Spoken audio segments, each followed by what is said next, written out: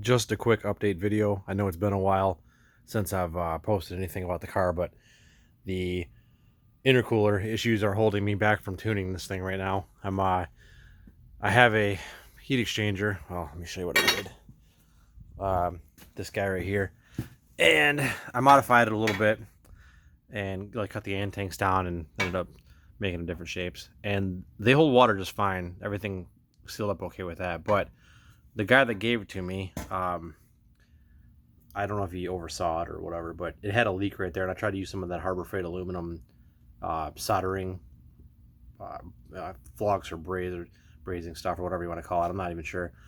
But in any case, I tried it and it didn't work at all. They had two little tiny pinholes in the runs themselves, and I couldn't get them to seal up with that stuff. And I tried a couple different times, and everything else on it, water tests out okay.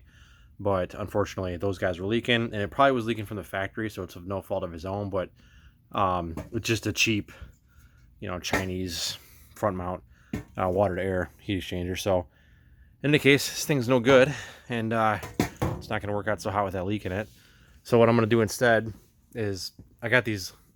I'm going to run a new heat exchanger rather. I got one come in right now that's a little bit larger unit, but in any case, this is the line that goes from the front of the car to the back of the car and carries the coolant to the reservoir that's located in the trunk for the intercooler system. And what I'm going to do is, my fuel is getting pretty hot. I noticed the Jaguar's got a tank in the trunk essentially, and it's completely surrounded by sheet metal and a rear seat and trim.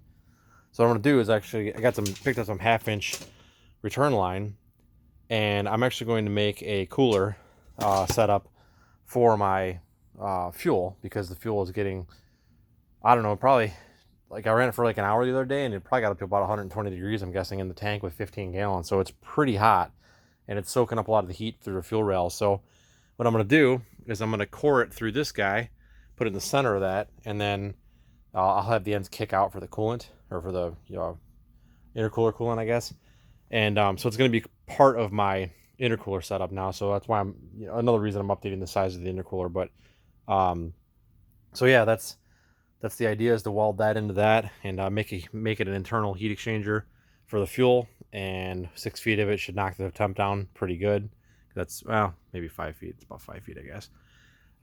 So yeah, hopefully that takes care of it. Hopefully that cools the fuel down and the intercooler, and then I can get out and start tuning this thing again, because last time I tried to take it out and tune it, the warmer it got, the more lean it went. And so I know, and my IT started climbing too, so I knew that I was having an issue somewhere. And so yeah, between the fuel and the IET itself, because of the intercooler heat exchanger not working so hot, it's having some issues. So I'm kind of dialing those out right now, and hopefully before long I'll do some videos of it actually running and driving. Okay, I'm part of the way finished with this guy. Got my 1/2-inch fuel line welded in, and I ended up cutting the ends off and putting a hole in them and setting it up so that I can put them on an angle and run the tube straight through, and there's plenty of room for it to flow around it, but for the coolant. But yeah, it's in there, and still gotta do the other end yet, but I got it started, and I'm gonna weld up the other end right now. And on Wednesday I'll get my cooler, and hopefully I can get this thing back together. Okay, I'm getting there. Got this one tacked up. Focus. There we go. Got it tacked up. Got the hole drilled. Obviously a little bit different design on this one. Actually, I wish I would have done both ends like this, but it's fine. The other side has a kick out. But I'm getting there, and hopefully I can get it back in the car tonight.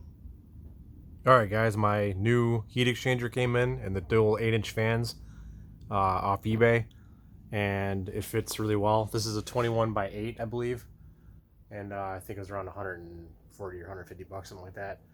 But fits pretty good. I got silicone lines going to it, and I have to redo some of my, I got the reservoir in the tank, so I got these aluminum lines that run to the back of it.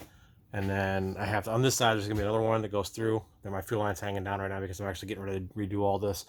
But in any case, you can see where it goes into the intercooler a little bit, but it's gonna come out of the heat exchanger. Actually, it's gonna go into the heat exchanger. Right, stepping on stuff here. So to go into the heat exchanger there, and that's gonna be the line that basically connects into the other side of things and runs down the frame rail, and it'll go through this little fuel cooler that I made. So yeah, hopefully within the next couple days here I'll have this all back together. Now that the stuff finally came in, I have to drain the fuel system out of it, so I'll do that soon. And I'll probably, like I've been saying for a while now, I'll probably make an update video with the darn thing driving as soon as I get past some of these little minor issues. So that's my update for now, and hopefully there'll be another video within the next week.